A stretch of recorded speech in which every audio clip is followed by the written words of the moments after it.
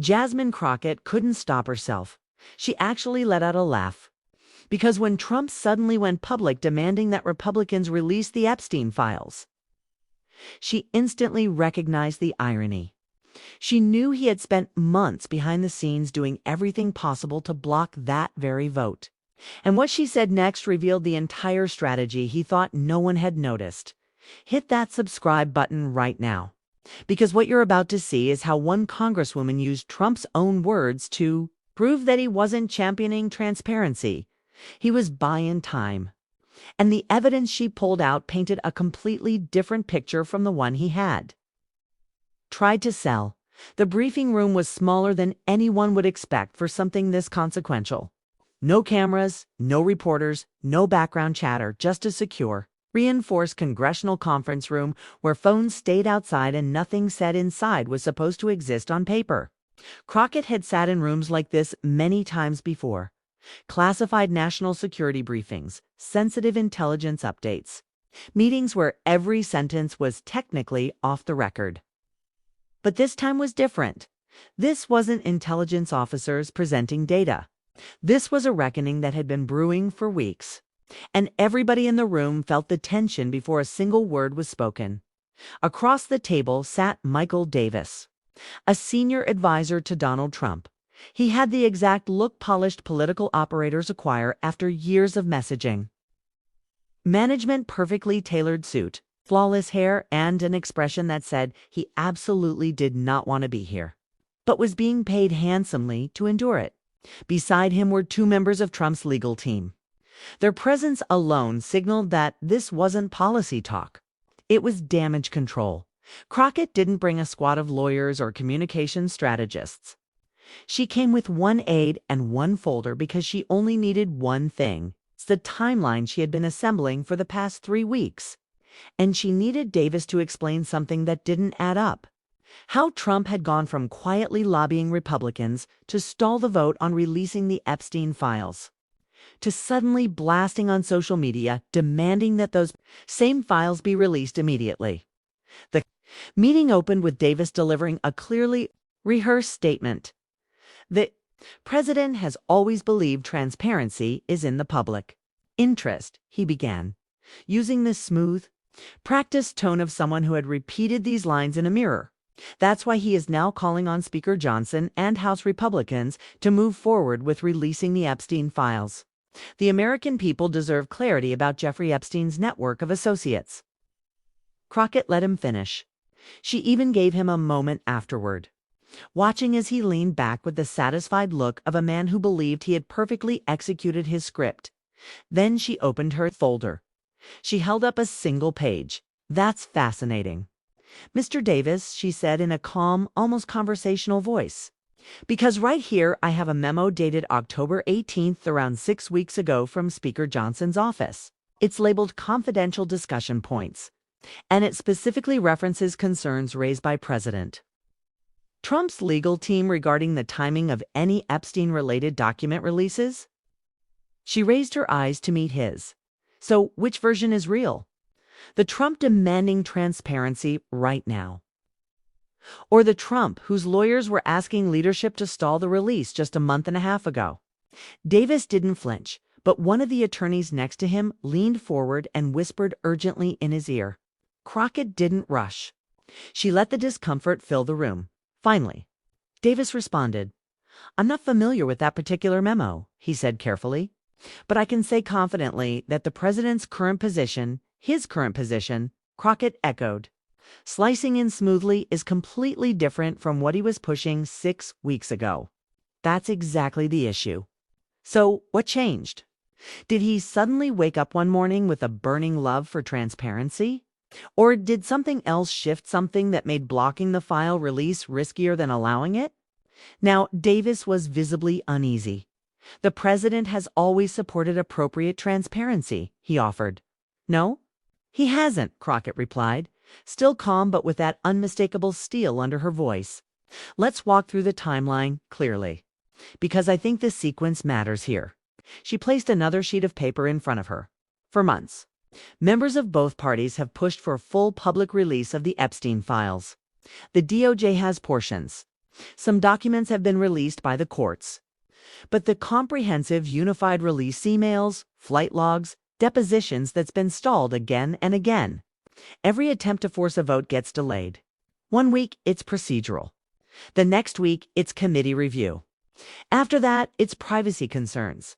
Always a new excuse for why now isn't the right time. She lifted the next document then. 3 weeks ago, something interesting happened. Representative Anna Paulina Luna filed a privilege resolution requiring an immediate floor vote on releasing the files. No committees. No stalling. Just a yes or no vote on transparency. She leaned back. And what did Speaker Johnson do? He refused to schedule it. Claimed it needed more review. Claimed there were legal complications. What he didn't say publicly was that Trump's legal team had privately warned him that forcing the vote would be I quote, politically and legally problematic. Davis tried to jump in. I think you're mixing up. I'm not mixing anything, Crockett said firmly. I'm reading directly from documented communications that outline a very clear strategy. Trump's team wanted the vote delayed. Johnson delayed it. And it stayed buried. Until about 5 days ago. Then suddenly Trump flips and issues a loud public call to release the files immediately. She tapped the table lightly. So I'll ask again, what changed? Silence settled over the room except for the steady hum of the air system. One of Trump's attorneys finally spoke. Congresswoman, the president's social media posts speak for themselves. If you're implying a coordinated effort to block transparency, that's simply incorrect. Crockett smiled a sharp smile, not a friendly one. Here's what I think happened, she said. Trump and his team realized the delays were starting to hurt him. Each postponement made him look guilty. Every procedural hurdle made people wonder what he didn't want revealed. So someone, maybe you, Mr. Davis, came up with a neat little strategy. Reverse the narrative. Publicly demand the release while privately working to keep the files protected. She pulled out another document. Davis's face lost some color. This is a letter from Trump's attorneys to the DOJ dated 1 week ago. It requests the opening of new investigative proceedings into Epstein's potential accomplices. Sounds noble, yes. But here's the catch. Once new investigations open, every related document becomes shielded under active investigation rules. That means nothing can be released, not to Congress, not to the public, because it might interfere with ongoing legal action. She placed the page on the table. So Trump isn't promoting transparency. He's constructing a legal shield to keep the files sealed, while pretending he wants them released. The room broke into chaos. Davis started talking over the attorney beside him. Crockett's aide looked stunned, clearly hearing some of this for the first time. Crockett, meanwhile, simply watched the unraveling with quiet calm. That's an unfair interpretation. Davis managed at last. The president believes anyone involved in Epstein's crimes should be prosecuted. If he cared that much, Crockett replied sharply, why didn't he push for these investigations when he was president? He had for years with full control of the DOJ. He could have ordered any investigation he wanted. But he didn't. Epstein died in federal custody during Trump's administration.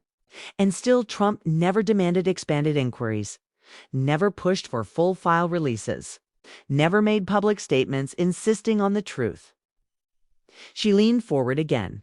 But now when he's out of office and facing questions about his own proximity to Epstein, now he suddenly wants justice.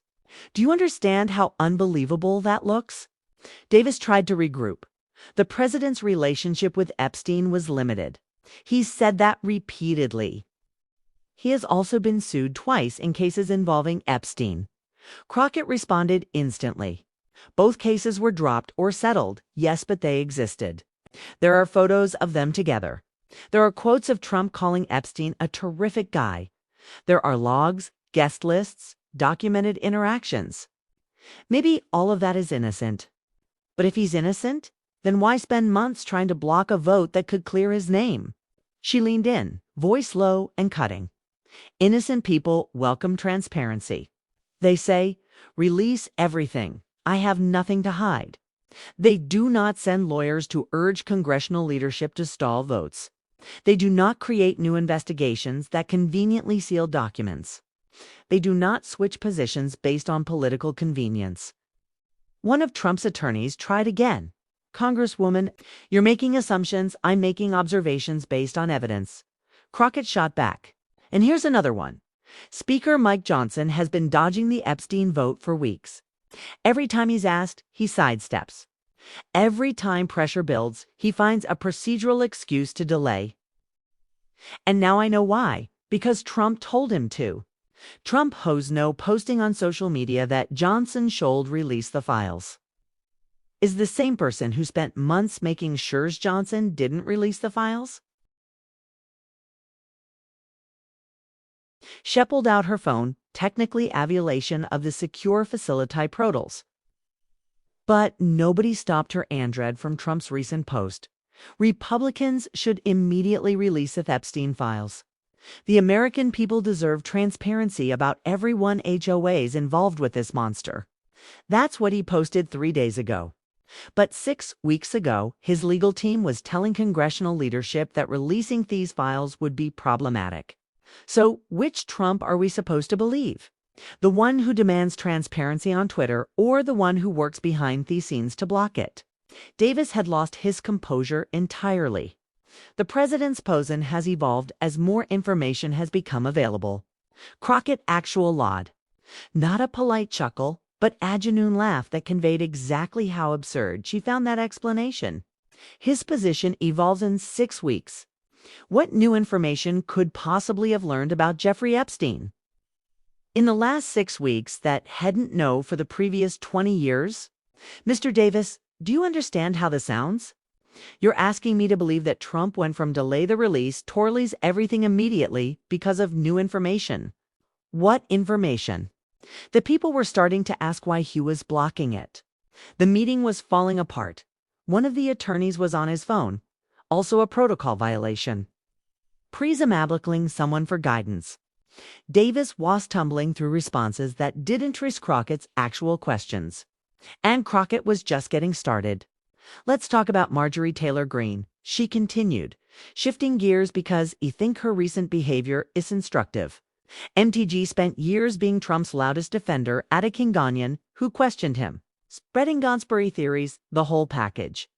Then a few days ago, she posts what looks like an apology. Sorta says maybe she was wrong about some things. Suggests that the MAGA movement might need to do some soul searching. And y'all know what I think happened. I think she saw the Epstein file information. I think she realized that defending Trump on this issue was going to make her look implicit. And I think she made the calculation that it was time to create some distance. Even MTG, who's made hair and tear political career on unwavering Trump loyalty, saw the writing on the wall. Davis tried to interrupt. Representative Greene's statements are her own. "Oh, I know, they're her own," Crockett agreed. "And that's what makes them so significant. When your most loyal defender starts hedging. When the person who's defended you against every accusation suddenly starts talking about maybe being wrong. That tells you something. It tells you that even inside MAGA world, people are getting nervous about the Epstein connections. And that's why Trump flipped his position. Not because I suddenly cares about transparency, but because he realized that blocking their lease was becoming indefensible evento his base." She closed her folder and looked directly at Davis. "Here's my concern. Mr. Davis, I think Trump is engaged in what we call in legal terms obstruction through misdirection. He's making noise about wanting transparency while simultaneous liquoring. Legal obstacles to actual transparency. He's demanding filarialises while his lawyers are opening investigations that will seal FOS files. He's attacking Mike Johnson for net, releasing documents while his own team advised Johnson not to release them. It's a shell game, and it's working because people aren't paying close enough attention to notice that his public position contradicts his private actions." Davis made one last attempt to defend his boss. "The president has consistently opposed political violence and chaos. Has he?" Crockett's eyebrows went up, because I seem to remember January 6th. I remember stand back and stand by. I remember years of rhetoric that normalized aggression toward political opponents. And now when questions about Epstein come up, seeing the same pattern create chaos, shift blame. Make it impossible to follow the actual story because there's so much noise. But some of us are still paying attention, Mr. Davis. Some of you, Sarah, still following the receipts. And the receipts show that Trump didn't want these files released until he realized blocking them was worse than releasing them. The meeting ended shortly after that with no real resolution. Davis promised to relay the Congresswoman's cards to Trump's team, which everyone in the room understood meant absolute nothing would change. The attorneys backed up their papers quickly, clearly eager to escape, and Crockett walked out with the same folder she'd walked in with, having accomplished exactly what she'd intended, putting on the record that Trump's sudden advocacy for transparency was neither sudden nor sincere. The next day, Trump posted again. Jasmine Crockett is a radical Democrat who's trying to distract from real issues by making baseless accusations. I've always supported transparency. Unlike the Biden crime family, it was predictable, uninspired, and completely failed to address any off-specific contradictions Crockett had raised. Her response came during a press conference that afternoon. The former president can call me whatever names, Hewins. What he can't do is explain why his legal team spent months advising Republican leadership to delay the Epstein vote while he now claims to support that exact release.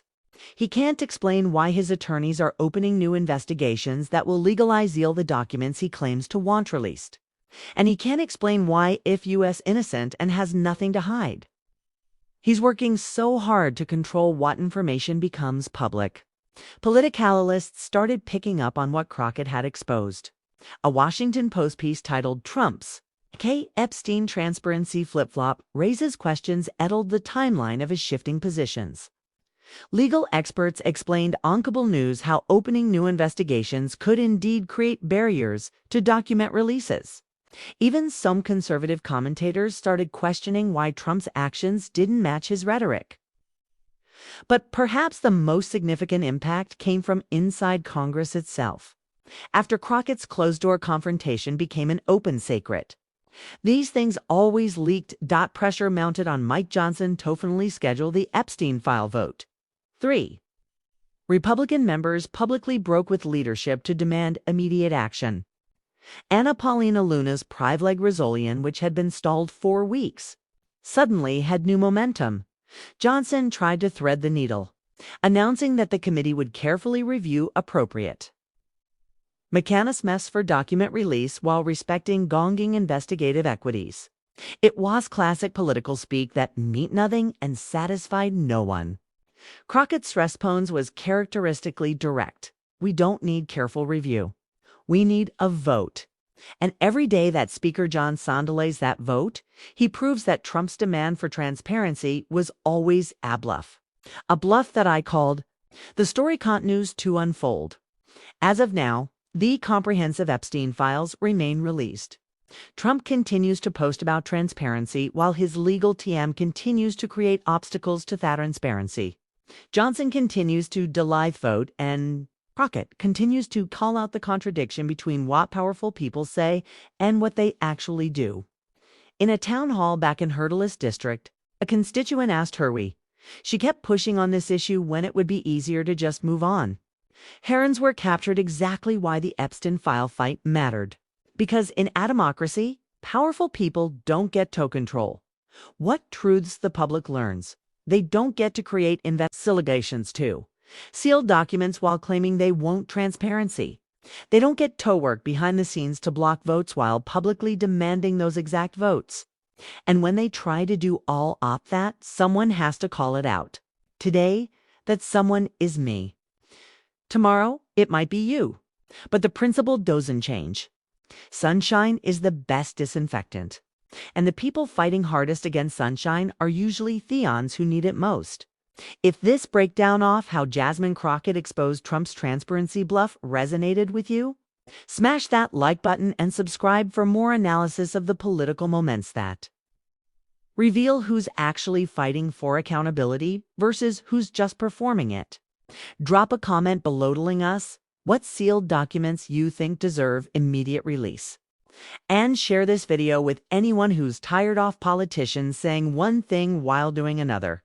Your engagement helps you keep following the receipts until the truth comes out. Where Tricklod can make mistakes,